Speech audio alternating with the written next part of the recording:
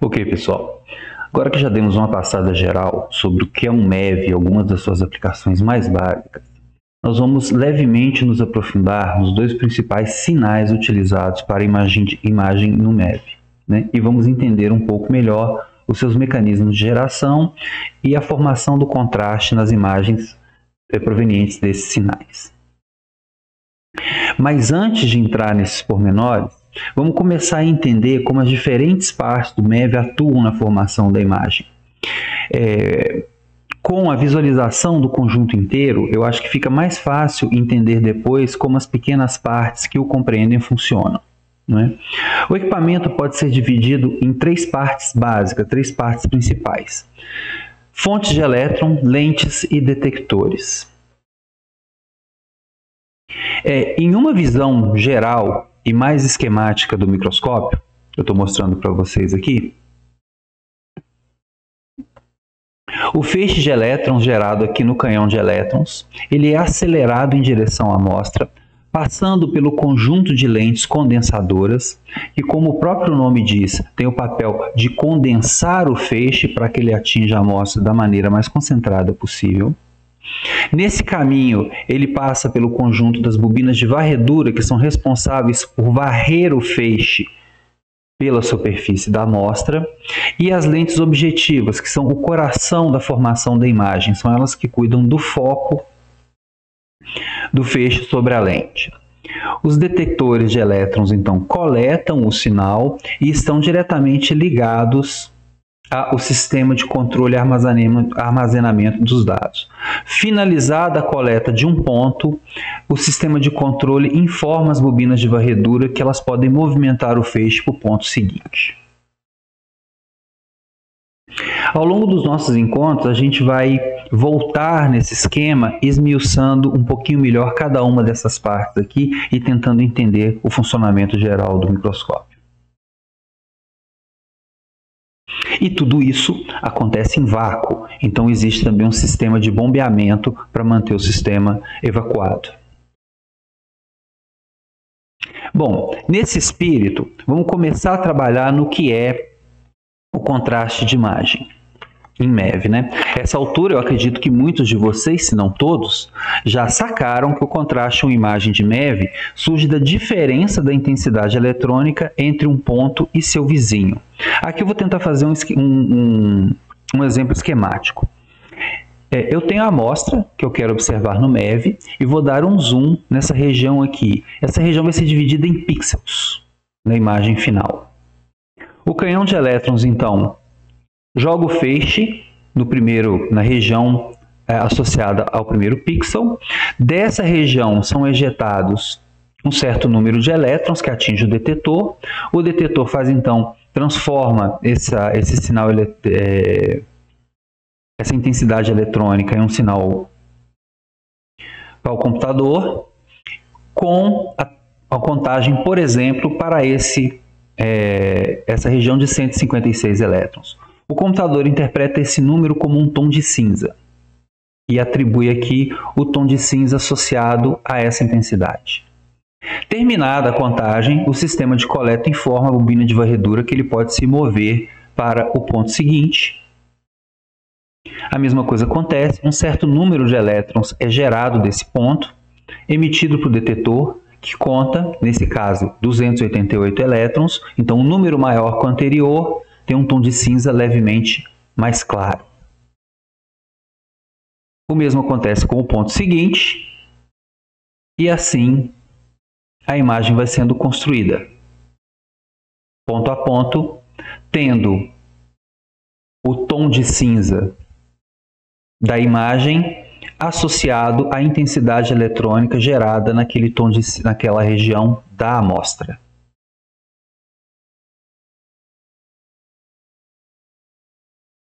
Aproveitando, então, eu quero agora introduzir um pouquinho para vocês. Eu acho que é um bom momento para a gente pensar no que é uma imagem digital, principalmente uma imagem digital obtida por microscopia. Não é? O que é uma imagem digital? É uma matriz retangular de pixels, onde cada pixel exibe um valor tonal. E pixel é a corruptela de Picture Element, ou seja, é a menor unidade que consegue conter uma informação individual de cor. Então, nesse caso, a intensidade eletrônica foi convertida a uma cor, a maioria dos casos em um tom de cinza, né?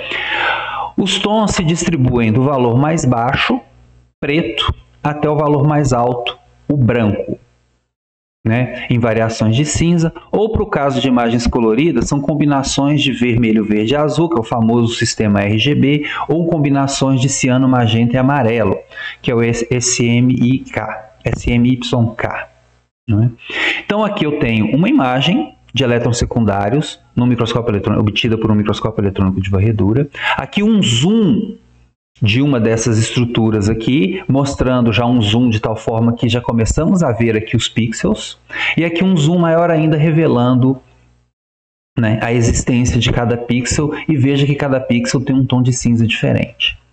Na verdade, o sistema de coleta, quando ele olha para essa imagem, ele não vê uma matriz de tons de cinza, ele vê uma matriz de números.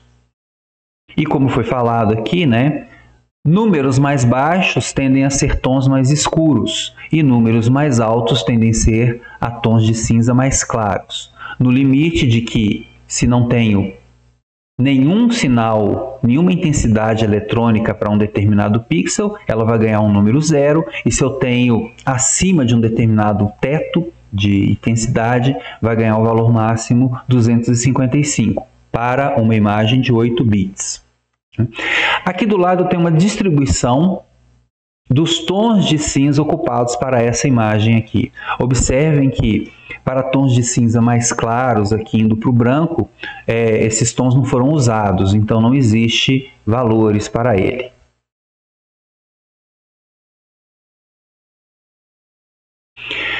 A questão da quantização em uma imagem digital. A qualidade da imagem está relacionada a duas quantidades. O número de pixels, que é um conceito que a gente está mais íntimo dele devido à popularidade das câmeras em celulares, né, que é o número de resolução em número de pixels, e ao número de tons, ou número de cores, que é a quantização. Quanto mais pixels, mais resolução, porque menor o pixel, você consegue mais detalhamento de contraste na imagem, não é? Mas a quantização, ela está relacionada a quantos tons são possíveis por pixel, não é? Eu vou começar falando aqui do exemplo mais básico, que é o mais comum para todos os sistemas de coleta de imagem científica, que são 256 tons possíveis, como eu falei antes. São 256 valores entre 0 e 255, onde mais próximos de 0 você está preto, mais próximo de 255 você caminha para o branco. Então 256, esse é o número. Agora uma informação de ciência da computação. Arquivos digitais, eles são armazenados em bits. Esse é o nome que se dá para a informação. Cada bit pode armazenar dois valores diferentes. 0 e 1, é a famosa linguagem binária. Então, 2 bits podem armazenar 4 valores, já que cada um armazena 2 bits podem armazenar 4 valores. Combinados, então, entre 0 e 1, você tem 4 possibilidades. E 4 é igual a 2 elevado a 2. Por que a gente colocou na forma de potência? Porque como as coisas vêm de 2 a 2, a gente vai colocar tudo na forma de potência na base 2. Seguindo esse raciocínio, 3 bits podem armazenar 8 valores. Aí vocês fazem a brincadeira aí no papel, aí, pega 0 e 1 e distribui aí em 8 possibilidades para 3 bits. Né? E 8, colocado na base 2, é igual a 2 elevado a 3. Né? Um byte, agora observe que mudou aqui, é o nome dado ao conjunto de 8 bits.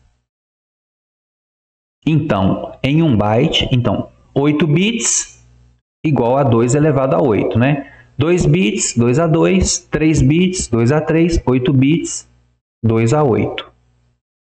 Isso é um byte. Agora vamos fazer uma continha rápida. 2 a 8 é igual a 256.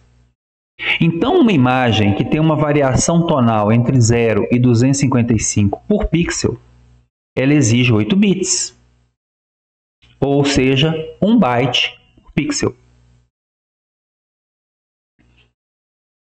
Então, repetindo, cada pixel pode absorver 256 valores. Então, cada pixel pode absorver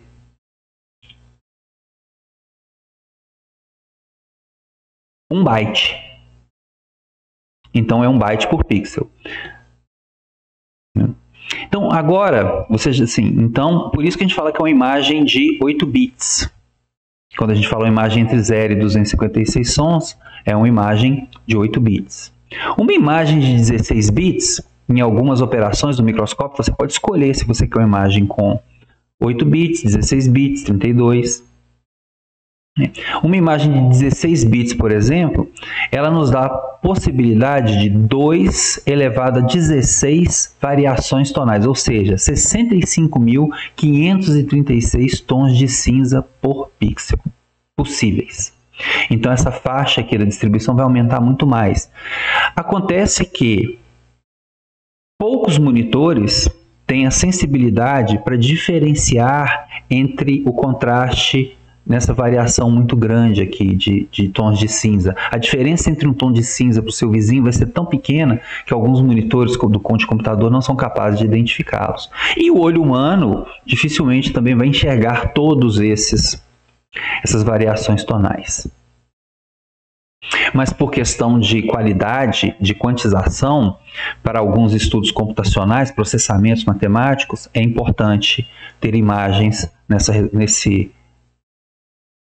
com essa gama de valores. Não é? Então, uma imagem de 8 bits, voltando para o caso mais simples, com 1024 por 1024 pixels de largura e altura, né? Ou seja, 1 megapixel, uma imagem de 1 megapixel de 8 bits, ela consome 1 byte por pixel. Então, ela é uma imagem que ocupa 1 megabyte, porque se ela tem 1 megapixel e cada pixel tem 1 byte, então ela é uma imagem que ocupa 1 megabyte de espaço de armazenamento. Isso também é muito importante, saber isso aqui. Por quê? Porque você consegue dimensionar qual é o espaço do seu computador que você tem e qual vai ser o seu custo computacional do processamento dessas imagens. Bom, então, de maneira geral, eu mostrei para vocês como o microscópio controla o feixe para obter os sinais ponto a ponto, como a intensidade desses sinais vão gerar contraste na imagem, mas eu não falei para vocês da origem desses sinais e quais são esses sinais. Eu só falei que arranca um elétron de um lugar e ele é contabilizado. Então agora eu vou reduzir a minha amostra a um átomo no desenho mais simples que vocês conhecem, atômico. Núcleo com uma eletrosfera. Núcleo formado por prótons e nêutrons, os elétrons orbitando aqui em volta. E o meu feixe primário atingindo a sua amostra.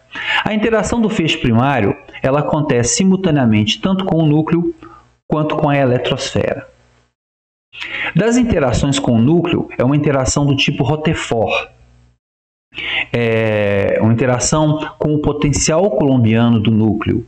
Ou seja, a intensidade dessa interação depende do número atômico presente aqui. A interação do feixe primário com um átomo de carbono vai ser muito mais leve do que a interação do feixe primário com um átomo de urânio, por exemplo, que tem um núcleo mais pesado. Consequentemente, esses elétrons que interagem com o núcleo, que são os elétrons que são espalhados de volta para o ambiente, grosseiramente falando assim, para um núcleo mais pesado, o número de elétrons espalhados para trás será muito maior do que para um átomo mais leve. São os famosos elétrons reto espalhados. As interações com a eletrosfera são interações que envolvem transferência de energia dos elétrons do feixe primário para os elétrons da eletrosfera que pertencem ao átomo. Essas trocas de energia, então, dão aos elétrons da sua amostra energia suficiente para que ele rompa as ligações com o núcleo e seja ejetado para fora da amostra. Esses são os famosos elétrons secundários. Então, as interações com o núcleo dão origem aos elétrons reto espalhados, as interações com a eletrosfera dão origem aos elétrons secundários e fótons de raio-x, mas falaremos mais especificamente sobre fótons de raio-x depois. A espessura das amostras, então, permite que a gente assuma que o feixe primário é totalmente desacelerado quando ele penetra na amostra.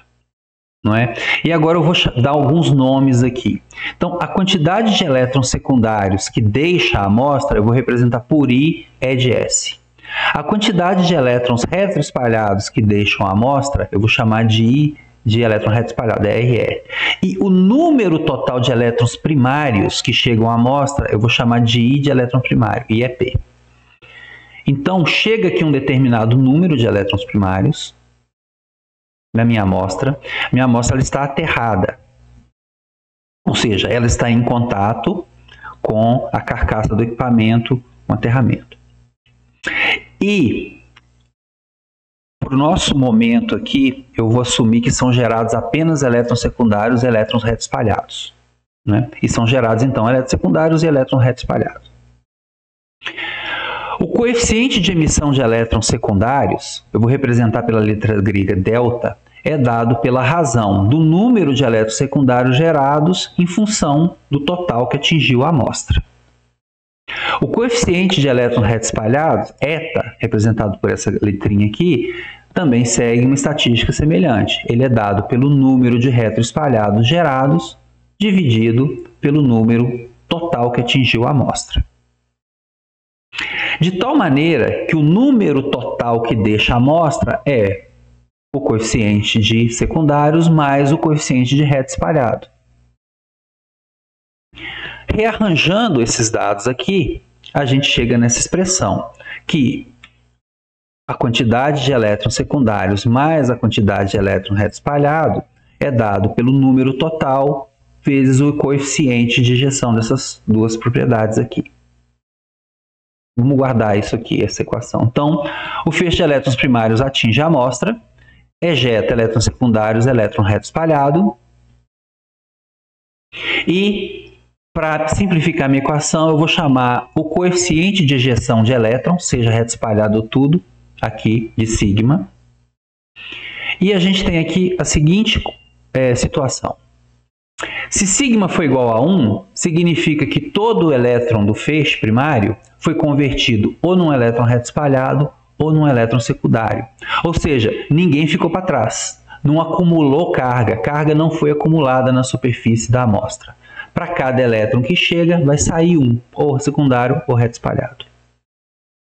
Se sigma é menor do que 1, significa que tem acúmulo de carga na amostra. Nem todo elétron que chega foi convertido num elétron secundário ou num elétron retroespalhado.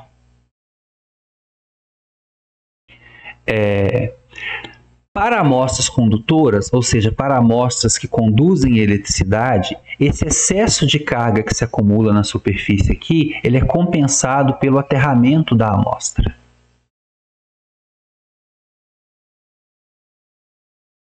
Esse acúmulo de carga ele é nocivo para a formação da imagem. Para amostras que não são condutoras, é como se esse aterramento tivesse sido cortado aqui, essa carga não consegue ser conduzida para o aterramento. Então, essa carga fica acumulada aqui. Então, o que acontece? A carga acumulada é uma carga eletrônica, ela tem carga negativa. E o elétron do feixe primário, também tem carga negativa. Então, cargas de mesmo sinal se repelem. Como consequência, o feixe primário, em um determinado momento do experimento, ele vai ser repelido pelo acúmulo de cargas negativas na superfície da amostra. E você começa a ter defeitos na sua imagem causados por isso. Por exemplo, esses defeitos de estrutura aqui, um excesso de carga acumulada aqui que danifica o contraste, né, que prejudica o contraste da imagem. Então, para evitar esse tipo de coisa,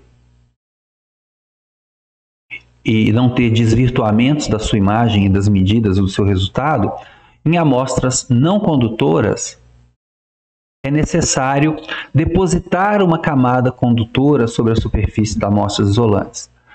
Pode ser um filme fino de carbono, uma mistura de ouro-paládio, em alguns casos um filme puro de ouro. esse filme condutor, ele é suficiente, ele é muito menor do que o volume de interação do feixe primário na amostra, então ele não vai causar perturbações significativas na sua morfologia, mas vai ser o suficiente para promover o escoamento do excesso de carga, permitindo assim que a imagem seja tomada. Então, está aqui a minha tentativa, né, de explicar para vocês a necessidade do recobrimento de um filme condutor na superfície da amostra em caso de amostras não condutoras. Aqui, uma distribuição dos elétrons gerados secundários, de todos os elétrons. Se você imaginar que você vai fazer uma distribuição estatística de todos os elétrons gerados pelo feixe primário em função da energia que esses elétrons têm quando eles são coletados, né?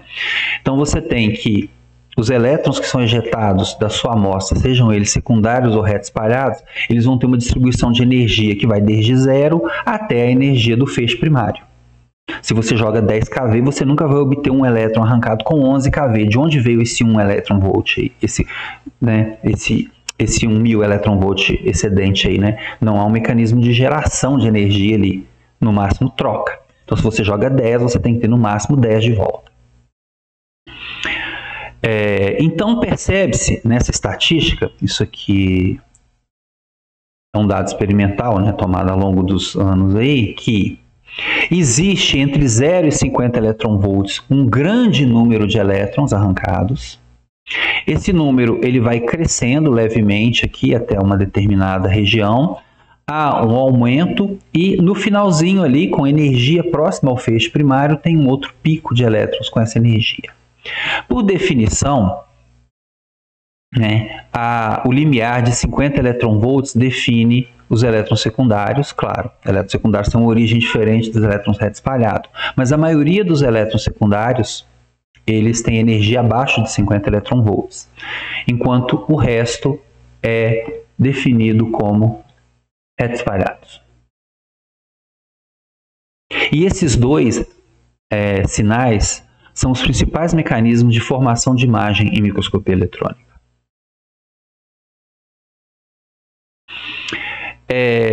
Sem entrar em muitos detalhes sobre essa figura e essa equação aqui, não é? O que acontece? Como consequência da forte atenuação dos elétrons, por causa de troca de energia e até mesmo, aí falando agora da característica corpuscular, né, dos elétrons dentro da matéria, a probabilidade de um elétron escapar da amostra e atingir a superfície, ela depende do livre caminho médio, ou seja, do tanto de energia que esse elétron tem para caminhar dentro da amostra e do quão profundo ele está dentro da amostra. Então, ou seja, elétrons secundários que têm energia abaixo de 50 eletronvolts, ou seja, são elétrons que têm energia menor, aqueles que pertencem a camadas, a átomos que estão mais enterrados na superfície da amostra, eles não conseguem chegar na superfície para depois ainda caminharem até o detector, então eles não são contabilizados, eles não têm energia para subir até a superfície da amostra e ainda chegar no detector. Por isso, os elétrons secundários que são detectados são aqueles provenientes somente das primeiras camadas atômicas da superfície. Por isso que os elétrons secundários eles são utilizados principalmente para morfologia, porque só aqueles da superfície mesmo é que conseguem ser detectados e contabilizados.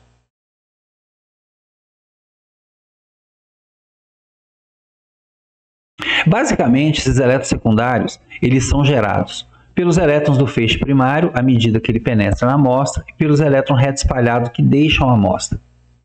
Então, o feixe primário atinge a amostra, vai interagindo com a amostra, esse aqui no caso, perdendo energia por aqui, até que ele sai e vira um elétron reto espalhado. Nesse processo aqui, essa perda de energia aqui vai transferindo energia para elétrons da sua amostra. Esses elétrons vão acumulando energia e conseguem, então, romper as ligações atômicas aqui e serem ejetados. Os que são aqueles que saem de uma distância de 5 vezes o livre caminho médio percorrido pelo elétron, aqui a gente usa o lambda para caminho médio, que é o mesmo lambda usado para comprimento de onda. É um problema, né, da ciência, né? Nós temos muitos fenômenos e poucos símbolos, então é preciso usar o mesmo símbolo para duas coisas, né? Então, aqueles elétrons que saem ejetados de uma distância de 5 vezes o livre caminho médio percorrido por ele, a gente chama de elétrons secundários do tipo 1. Aqueles que vêm de interações mais profundas, a gente chama de elétrons secundários do tipo 2. Os elétrons secundários do tipo 2 são elétrons de pouca resolução, são elétrons que formam mais um fundo na imagem do que informação útil propriamente dito.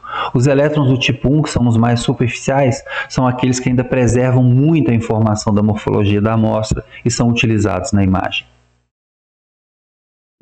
Ao diminuir a energia do feixe primário, você diminui essa penetração, e ao diminuir essa penetração, você aumenta o número de elétrons secundários do tipo 1, ou seja, você melhora a resolução da sua imagem. Então aqui, voltamos naquela imagem, aquele esqueminha que eu mostrei na aula anterior, né, mostrando aqui que sinais diferentes são provenientes de profundidade diferente da amostra. Eu tentei agora, de uma maneira muito superficial, mostrar para vocês a razão disso, né? Então, né, na região superficial, que tem geralmente o mesmo diâmetro do feixe aqui, é a região de onde os elétrons secundários conseguem efetivamente deixar a amostra e serem detectados, né? Devido a essa profundidade muito pequena, né, o sinal de elétrons secundários são os que provêm uma maior resolução para imagem em neve. Perceba que a região de elétrons secundários, você começa a alargar aqui o diâmetro da sua sonda, e então você começa a ter sobreposições ponto a ponto aqui quando esse feixe anda, tornando a sua imagem um pouco menos resolvida. Agora falando sobre imagens por elétron reta espalhada, a questão de contraste. Por definição, são aqueles elétrons que possuem energia entre 50 eletronvolts e o valor da energia do feixe primário.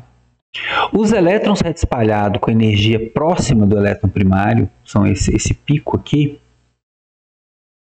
são aqueles que sofrem espalhamento elástico, ou seja, que perderam muito pouca energia ou quase nenhuma, e são esses que formam a maior parte do sinal detectado de elétrons reta espalhado.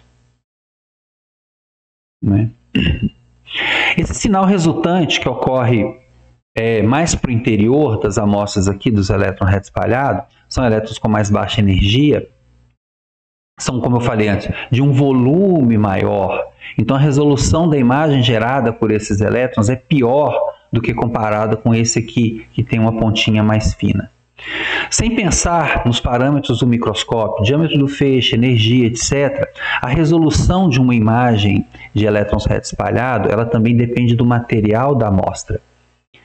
Quanto maior, como a gente mostrou naquela simulação lá, quanto mais pesado for o átomo da sua amostra, quanto maior o número atômico, menor o volume de interação e, consequentemente, melhor a resolução, porque o diâmetro vai ficando cada vez menor. Resolução da imagem.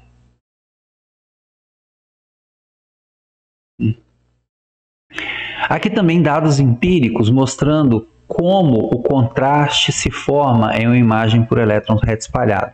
Lembrando então, o feixe atinge a sua amostra, interage com o núcleo, um átomo pesado vai espalhar mais elétrons reta espalhado do que um átomo mais leve.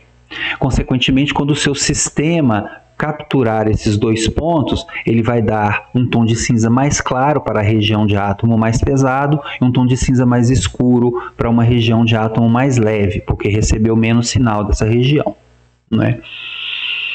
Aqui, o coeficiente eta, que é o coeficiente de geração de elétrons reta espalhado, em função do número atômico. Observe que quanto mais baixo o número atômico, maior a diferença de contraste. E quanto maior o Z, Como eu disse, quanto maior o número atômico, mais elétrons reto espalhados são gerados. Só que o contraste por composição é mais elevado para materiais vizinhos mais baixos em número atômico do que para elementos mais altos. Por exemplo, aqui, eu tenho aqui dois elementos muito próximos em número atômico, mas que tem uma diferença de emissão de elétrons reto espalhado razoável. Aqui eu tenho dois elementos muito mais pesados, mas que quase não tem diferença no coeficiente de emissão. Consequentemente, esses dois elementos aqui vão aparecer muito mais separados numa imagem do que esses dois aqui, para uma imagem de elétron reto espalhado. Comparando imagens de elétrons secundários vezes imagens de elétron reto espalhado. Então aqui eu tenho, já tinha mostrado na outra aula para vocês um exemplo dos nanotubos de carbono, aqui uma outra imagem, onde eu tenho na mesma região imagens por elétrons secundários e imagens por elétrons reto espalhado. Nesse caso aqui, isso aqui é um pedacinho de uma escrita, de uma letra em um cartão de visita. Então aqui você tem a tinta, que é feita de um metal, de um material mais pesado do que da fibra de carbono do papel. Por isso, na imagem de elétron reto espalhado, essa parte da tinta aparece mais clara do que a parte do papel. Enquanto aqui você tem só uma visão, né, a interpretação é mais direta de uma imagem de elétrons secundários, você tem uma visão da morfologia das coisas. Então, gente, novamente agradeço o interesse de vocês no nosso treinamento.